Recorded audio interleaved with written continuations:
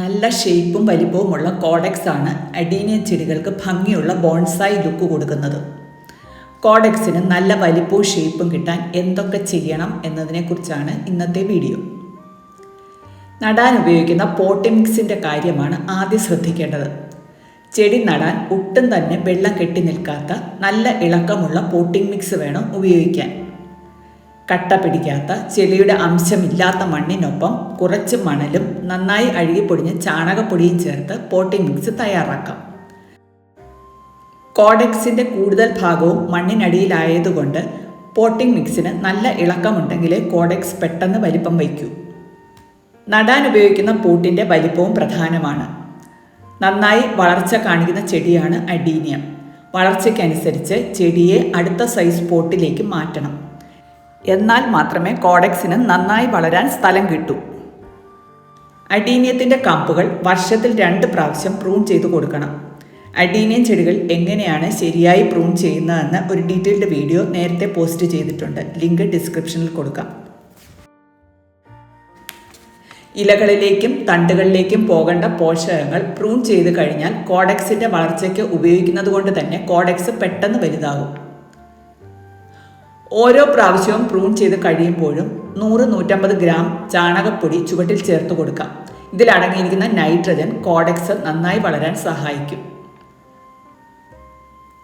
ചെടിച്ചട്ടിയിൽ മണ്ണിന് പുറത്ത് കോഡെക്സിന് കുറച്ച് ഭാഗം മാത്രമേ നമ്മൾ കാണുന്നുള്ളൂ.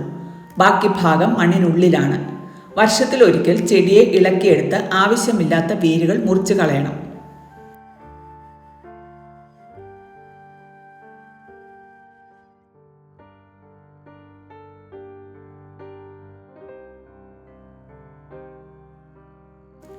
ചട്ടിയിൽ നിന്നും ഇളക്കിയെടുത്ത ചെടി ആദ്യം നന്നായി കഴുകി വൃത്തിയാക്കണം. ഇതിൽ ധാരാളം വേരുകളുണ്ട്. അവയെല്ലാം അങ്ങനെ തന്നെ നിർത്തിയാൽ കോഡെക്സ് വലുതാകില്ല. നല്ല മൂർച്ചയുള്ള ബ്ലേഡ് ഉപയോഗിച്ച് കോഡെക്സിൽ മുറിവ് വീഴാതെ ശ്രദ്ധിച്ച് ചുവട് ചേർത്ത് വേരുകൾ കട്ട് ചെയ്യാം.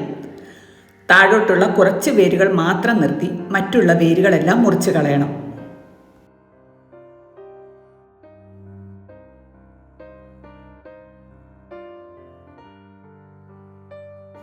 ഏതെങ്കിലും ഫംഗിസൈഡ് മുറിവിൽ പുരട്ടി 1 ദിവസം തണലിൽ സൂക്ഷിച്ച ശേഷം ചെടി നടാം.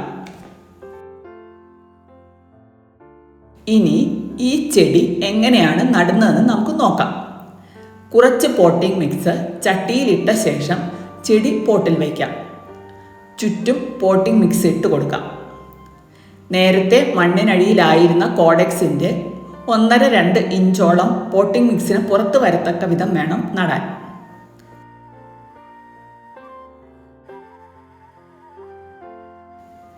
ഇവിടെ നോക്കുമ്പോൾ മനസ്സിലാകും, ഈ ഭാഗം വരെയാണ് നേരത്തെ മണ്ണിന് പുറത്തുണ്ടായിരുന്നത്. ഇപ്പോൾ ഇത്രയും ഭാഗം കൂടി മണ്ണിന് പുറത്തേക്ക് നമ്മൾ കൊണ്ടുവന്നിട്ടുണ്ട്. ചെടി വളർന്നു തുടങ്ങുമ്പോൾ കോഡെക്സ് വണ്ണം വെച്ച് തുടങ്ങും.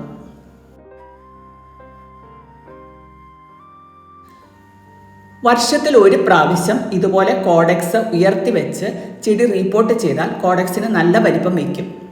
ഒട്ടും മഴയില്ലാതെ നല്ല വെയിലുള്ള സമയത്ത് മാത്രമേ ഇത് ചെയ്യാൻ പാടുള്ളൂ. ചെടി നട്ട ശേഷം പോട്ടിംഗ് മിക്സ് നന്നായി നനയത്തക്ക വിധം 1 പ്രാവശ്യം നനയ്ക്കാം.